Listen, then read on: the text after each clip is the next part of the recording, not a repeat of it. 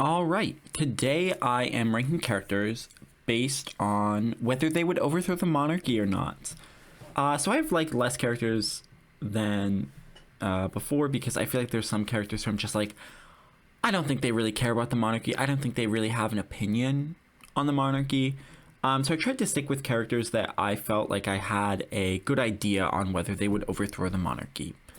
You know, so my tiers are guillotine ready. That's for characters who are like, they're already overthrowing the monarchy pretty much. Then we have if it aligned with their interests, and those are for characters that like, yeah, they would overthrow the monarchy, no question. But only if they had something to gain from it. They're not just going over here toppling monarchies because it's cool or whatever. And then they could be convinced characters that are not going to overthrow a monarchy, but they could be convinced, you know. But they're not going out and doing it on their own.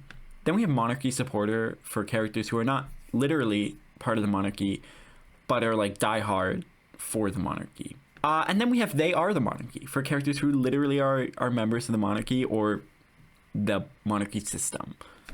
All right, so starting off, Amicus, he literally is the emperor. You know what I mean? What more am I gonna say? You know what I mean?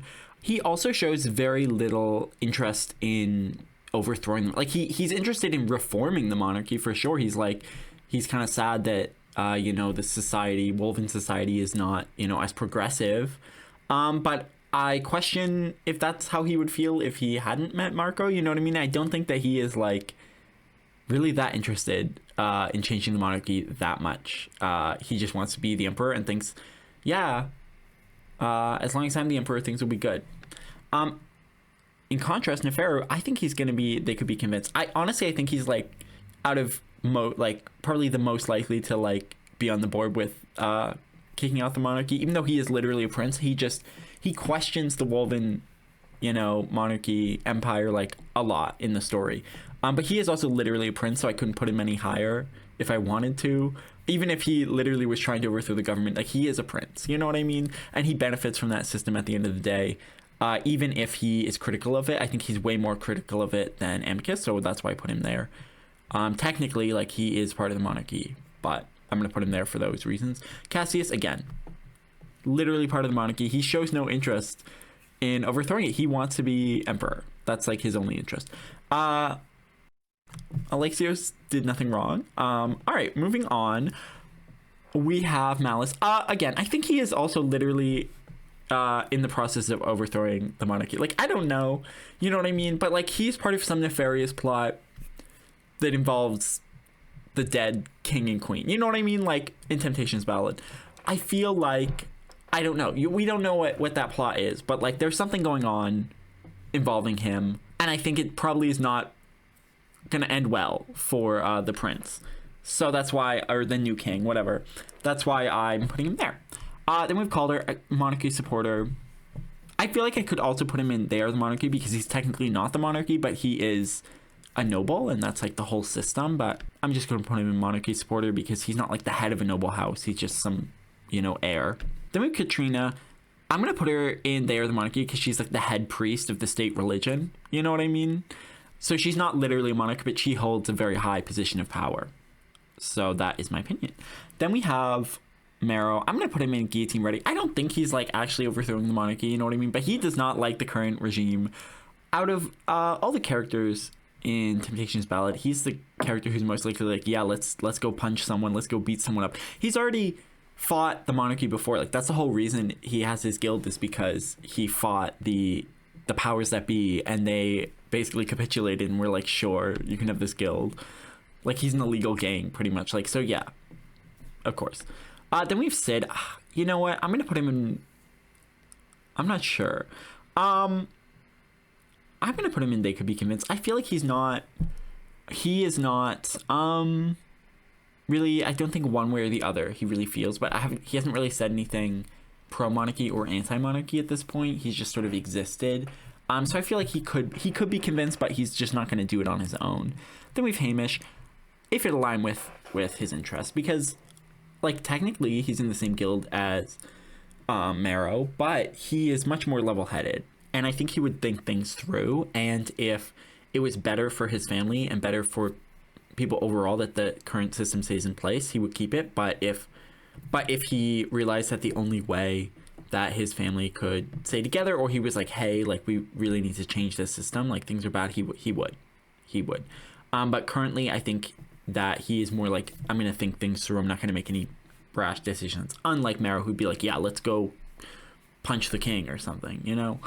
Then we have Rainier. I'm gonna say, I mean, he's like a mercenary, so I'm gonna say if it aligned with his interest, because like I do think that he could probably, if someone was like, hey, I'm gonna offer you a bunch of money to go help us overthrow the king, he'd be like, yeah, I'm up for that. So yeah, I think he's gonna be that tier. Then we have Artemy.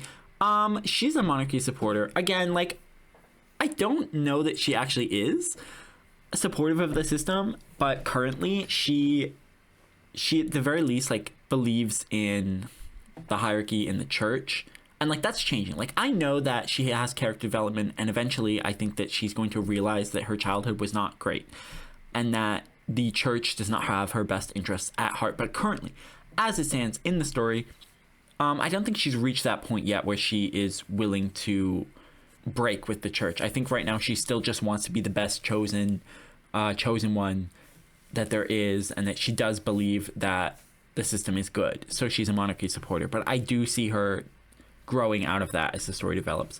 Then we have Clyde.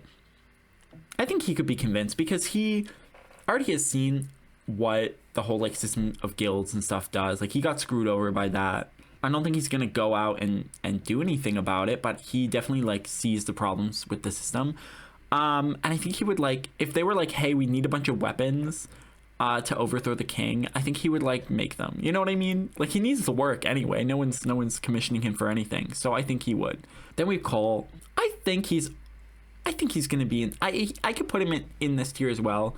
But I think he's gonna be. They could be convinced because I think that he has more important pressing issues to work through. You know what I mean? Like, he has to figure out his own personal problems before he's ready to take on an entire country's problems. So I don't think he's like, he doesn't really care about the monarchy at the moment. He's just like, I need to work through my issues with my dads. You know what I mean? So then we have Grank. He's a monarchy supporter for sure. I mean, he's literally like the head knight of the church. Yeah. Then we have Ilya. If it aligned with her interests, and those interests are Sid. If you know, the king like insulted Sid or something, like, she's gonna kill him. She's gonna like cast some spell to kill him like on the spot. You know what I mean? Like, that's the kind of mother she is. 100%. Doesn't matter if you are, you know, a rich noble or someone in a position of power. If you mess with her family, she's gonna murder you. You know what I mean? So definitely, I think that tier. Then we have Jenna. I think she could be convinced. She's very reasonable, I think. Like, she thinks through, not reasonable, she thinks through things logically. You know what I mean? She doesn't really let emotion get in the way of things. She is focused on logic and like, does this make sense? So I think that is totally could be convinced. I'm gonna put Kudzu there as well because he's a pretty reasonable guy, and I think that he could be convinced. But again, Echo is not a world where, you know, there really is a monarchy. I mean, maybe in Echo's version of like Europe there are monarchies, but in the story there aren't any. So there's not a lot to go off, which is why I only have a few of the characters from the story. But I think with those two they could be convinced. And then we have Leo. 100% if it aligned with his interests. If you were like, hey, the only way you're gonna get back together with Chunter is if you overthrow a monarchy, like, boom, he'd get it done the next day. You know, I think there's no greater threat to monarchies than Leo if he believes that overthrowing them will get his otter back. You know, he's gonna do it. He's gonna go in guns blazing no matter what. Yeah, definitely 100% he would do that for Chase. Then we have TJ, monarchy supporter. Oh my god, he's like a good Christian boy, you know, I don't want to step out of line. 100% monarchy supporter. Yeah, I think if you asked him, he would be like, yes, I would support the monarchy. We should have a monarchy. Like, that's the vibes I'm getting from him. Then we have Cooper, if it aligned with his interests. Again, he's like a person who's like not, I don't really know what he feels about the monarchy, but for sure, he is the kind of person who is going to do what aligns with his interests I don't know how he personally feels about monarchy, but he's like a mercenary, you know what I mean? And he's willing to make tough decisions and all that. So I think that he definitely would make those decisions. And I think if that decision was, hey, we need to kill this monarch, he would do it. You know what I mean? Like, he's that kind of guy.